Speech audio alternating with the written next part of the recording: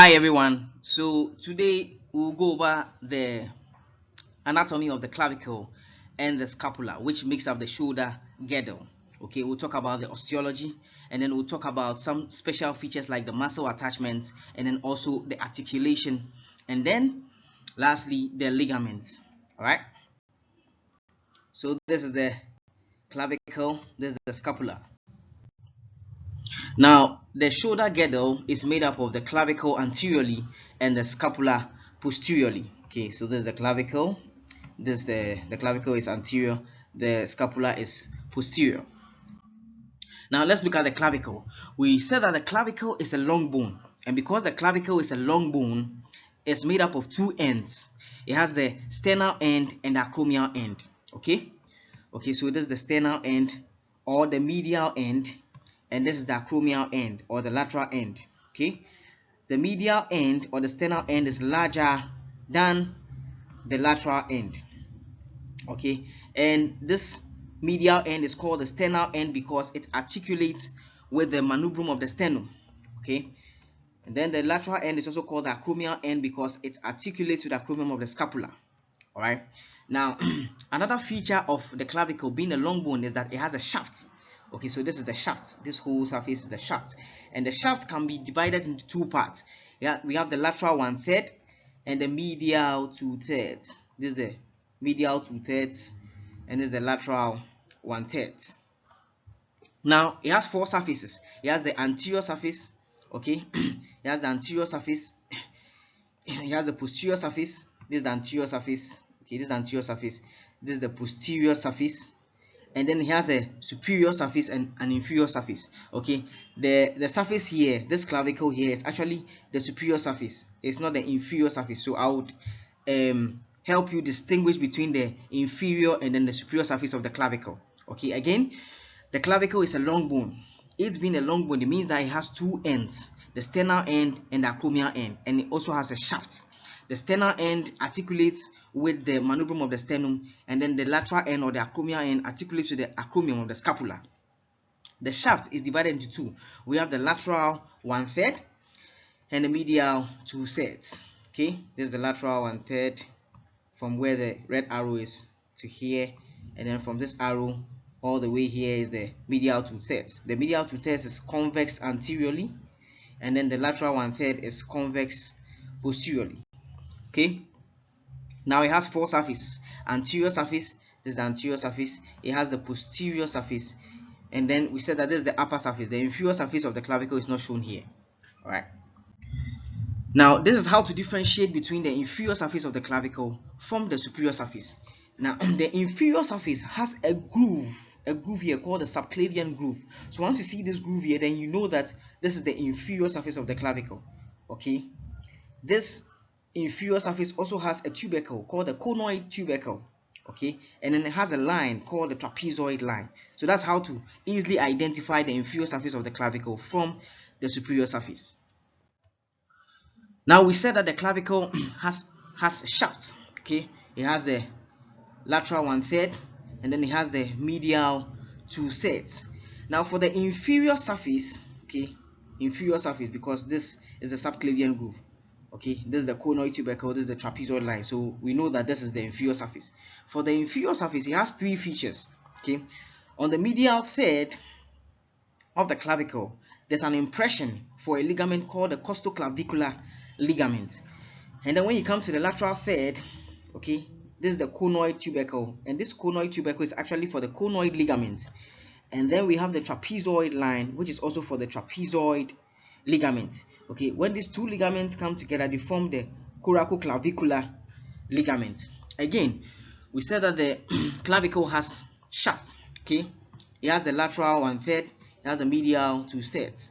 All right, I said that for the inferior surface, there are three special features.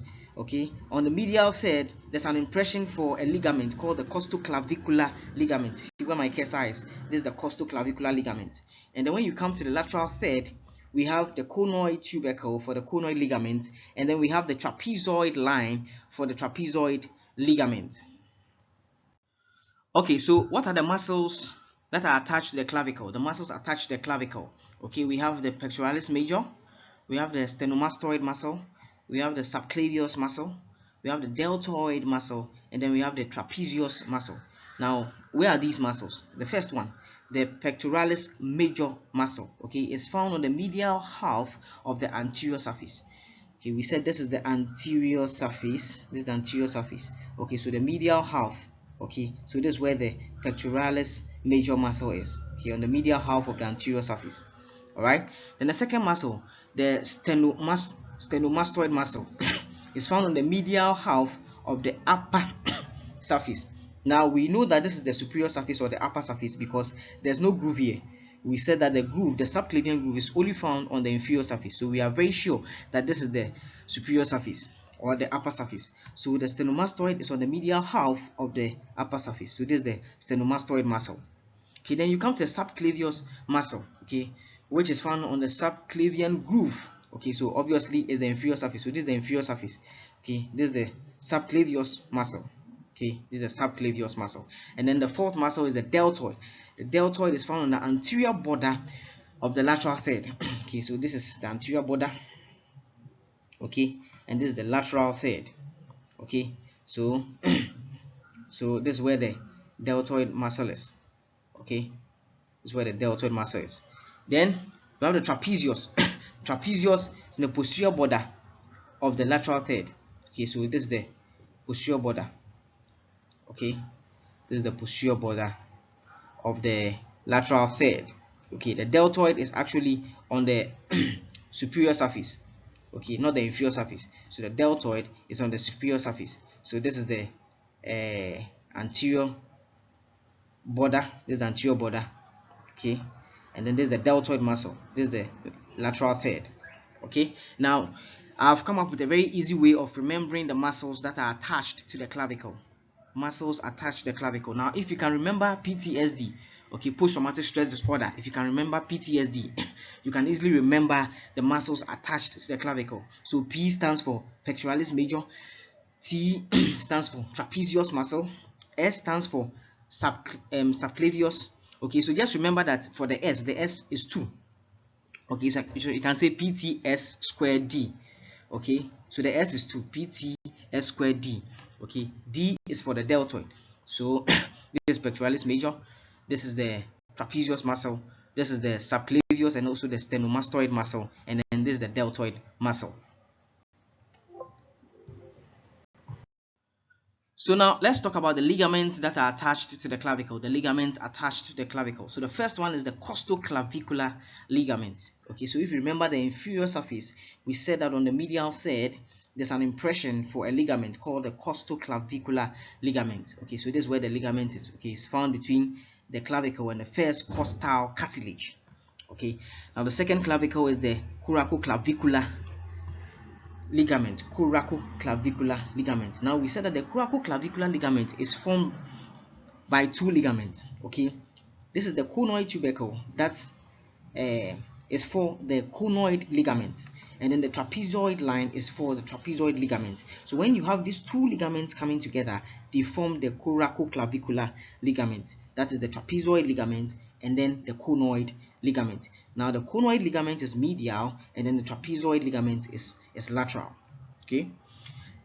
Then the third one is ligaments of the sternoclavicular and then the acromioclavicular joint. Okay, so this is it. Okay, this is the clavicle. Okay, acromioclavicular ligament.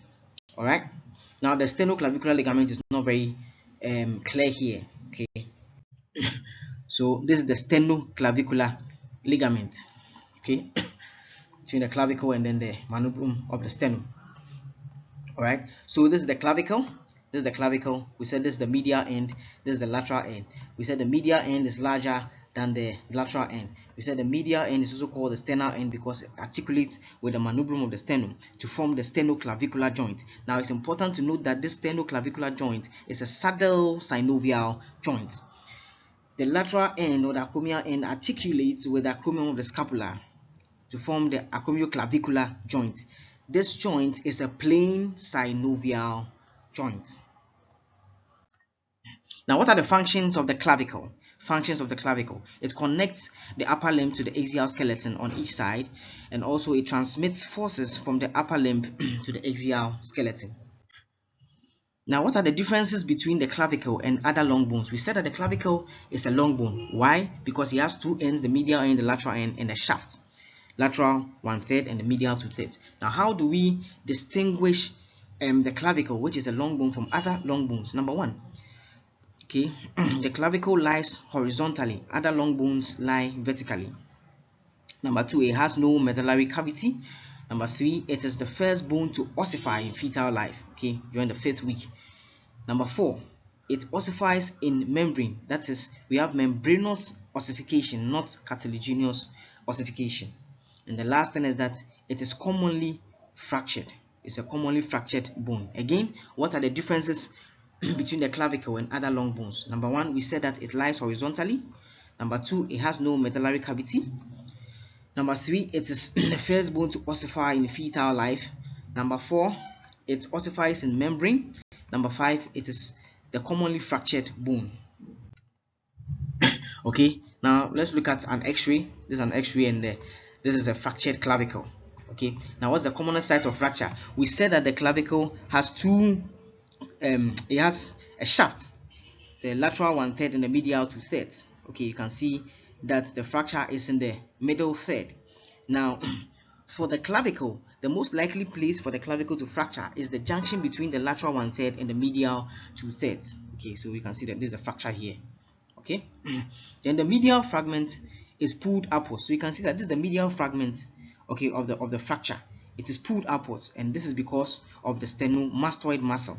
The sternocleidomastoid muscle is pulling it upwards, and then the lateral okay third is moving downwards, and this is by weight of the arm, okay, or maybe by gravity or the drop of the shoulder. All right, now let's look at the scapula. Okay, the features of the scapula.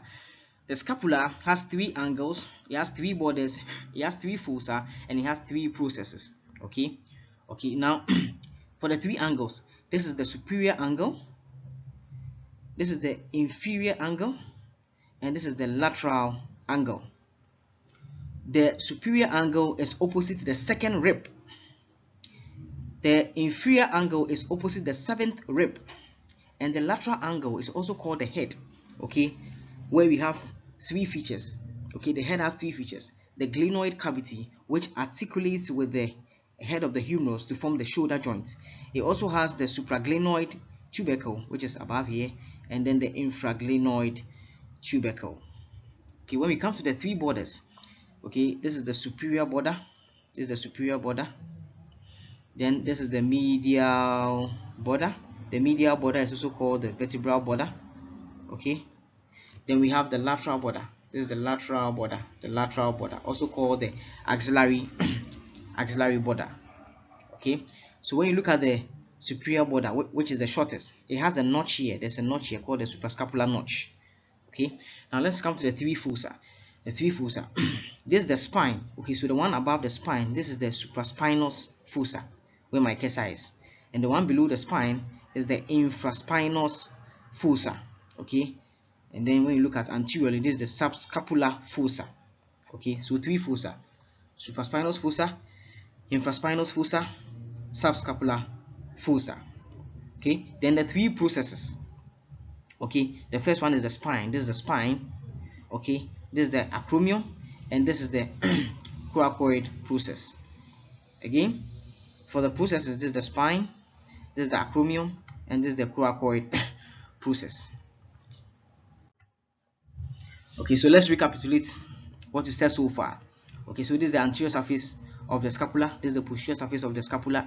We said it has three angles: the superior angle, the inferior angle, the lateral angle. We said the superior angle is opposite the second rib, the inferior angle is opposite the 7th rib, and we said the lateral angle has three features: the head.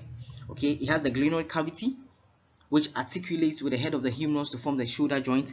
It has the supraglenoid tubercle and then infraglenoid tubercle. We said it has three borders. We have the superior border, okay, which is the shortest. We have the medial border, Then we have the lateral border. Okay, we said that the superior border, there's a notch here. This is the notch called the suprascapular notch. And then for the medial border, or the vertebral border, or the lateral border, is also called the axillary border. Then we said we have three fossa. Okay, this is the supraspinous fossa, this is the infraspinous fossa, and this is the subscapular fossa. Then we say we have three processes. This is the spine, we have the spine, we have the acromion, and then the coracoid process. Now let's look at the muscles attached to the scapula. There are 18 muscles attached to the scapula, and I know that this can be very difficult to remember. It will become very difficult to remember all the 18 muscles attached to the scapula. So I've come up with mnemonics to help you remember all the 18 muscles. Okay. Now there are three muscles attached to the fossa. Three muscles attached to the fossa. Remember the fossa, we said we have the supraspinous fossa, infraspinous fossa, then subscapular fossa. So the first muscle, the muscle attached to the supraspinous fossa, is the supraspinatus. Okay, supraspinatus is the muscle attached to the supraspinous fossa. Okay, so for the supraspinous fossa, we have the supraspinatus. For the infraspinous fossa, we have the infraspinatus, and the subscapular fossa, we have the subscapularis. Now the mnemonic you can use is the acronym you can use is SSI. SSI, if you remember SSI. Okay, so S is for supraspinatus, another S is for subscapularis, and then I is for infraspinatus. Okay, now there are three muscles attached to the dorsal lip of the medial border. The dorsal lip of the medial border. So this is the dorsal lip. Okay, this is the dorsal lip of the medial border. Okay, so follow my cursor. This is the dorsal lip of the medial border. Okay, we have three muscles attached there. Okay, so the first muscle is the levator scapulae muscle. Okay, it's actually from the upper angle or the superior angle all the way to the crest. Okay, to the maybe the upper border of the crest. Okay, so from the superior angle all the way here, we have the levator scapulae muscle. Then there's a muscle that is opposite the crest. You see, this is the crest. Okay, this is the crest of the spine. This is the crest. So there's a muscle opposite the crest, which is here, labeled 5, number 5. It is the rhomboid minor muscle. Okay, and then from the crest all the way to the inferior angle, okay, there's a muscle here labeled number 6, which is the rhomboid major muscle. All right, now how can we remember the three muscles attached to the dorsal lip of the medial border? Okay, the acronym RRL. R is for rhomboid minor, another R is for rhomboid major, and then the L is for levator scapulae muscle. Now there's three muscles also attached to the dorsal lip of the lateral border. Dorsal lip of the lateral border. Okay, so this is the lateral border. This is the lateral border. Okay, so the one labeled 7, okay, is the upper 2/3. Upper 2/3. So this is the teres minor. So from this border all the way here is the upper 2/3, teres minor. Then the lower 1/3, okay, labeled 8, is the teres major. And then the inferior angle, okay, this is the inferior angle. We have the latissimus dorsi.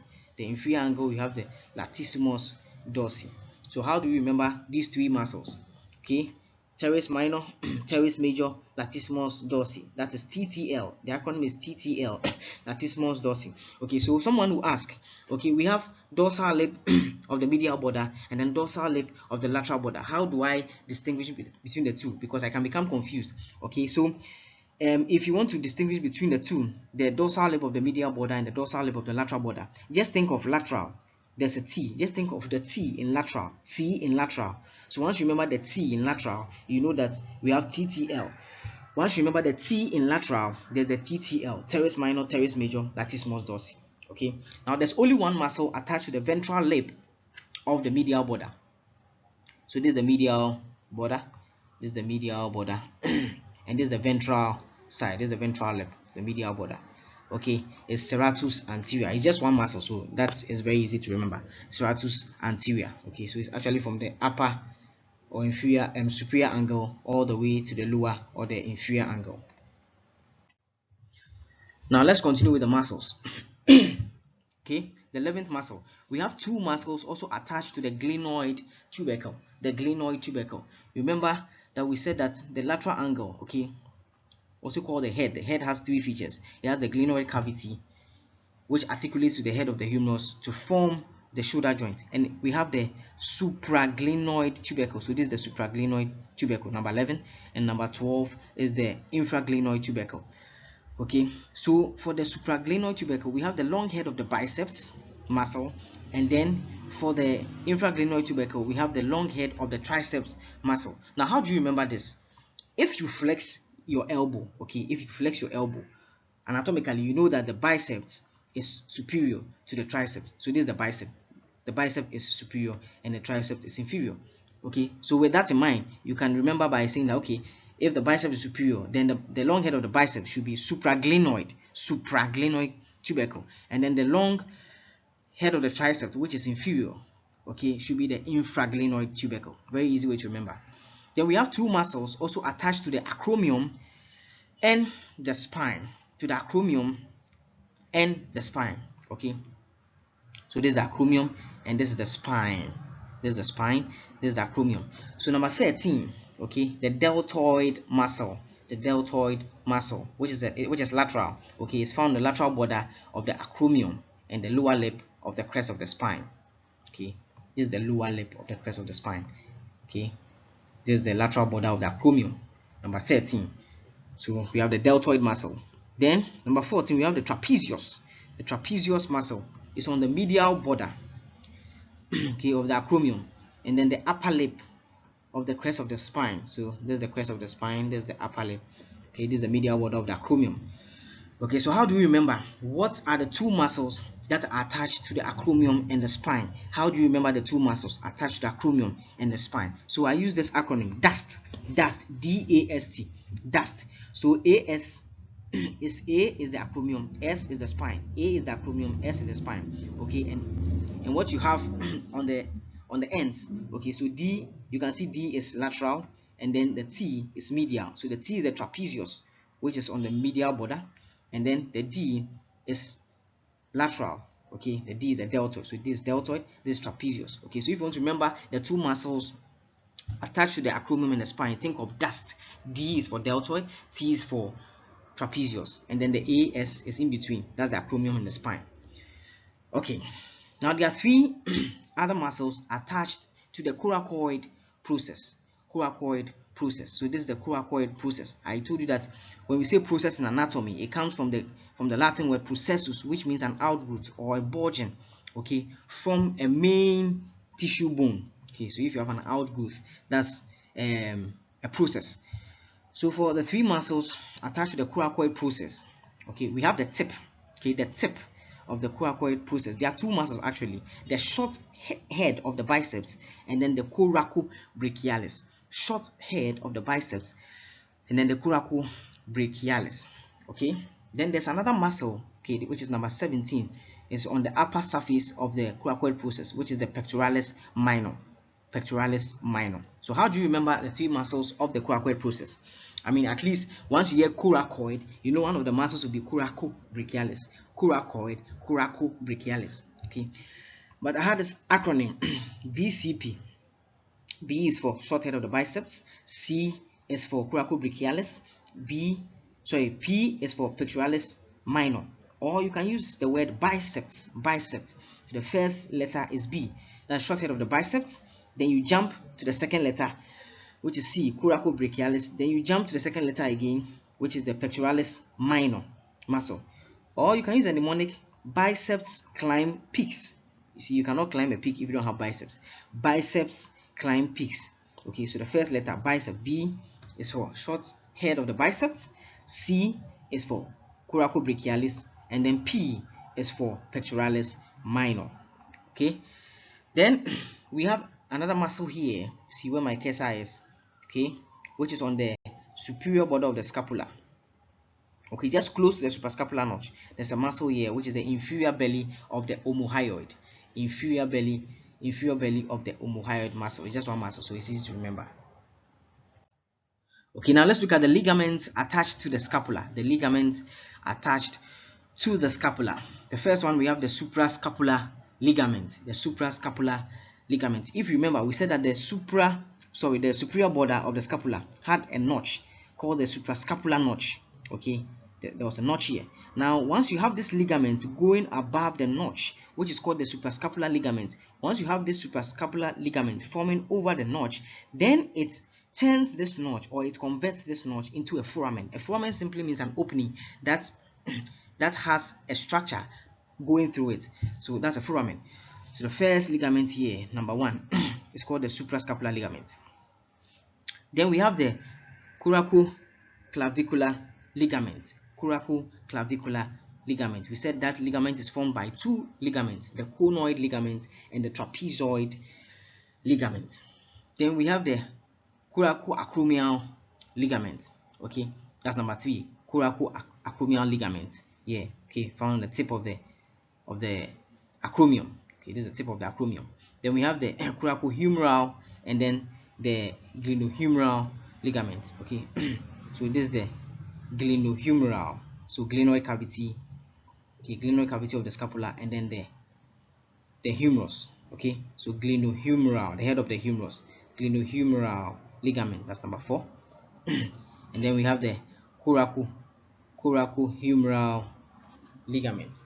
So coracohumeral ligament, that's the coracoid process. Okay, where my case, this is the coracoid process, and then this is the head of the humerus. Okay, so coracohumeral and then the glenohumeral ligament.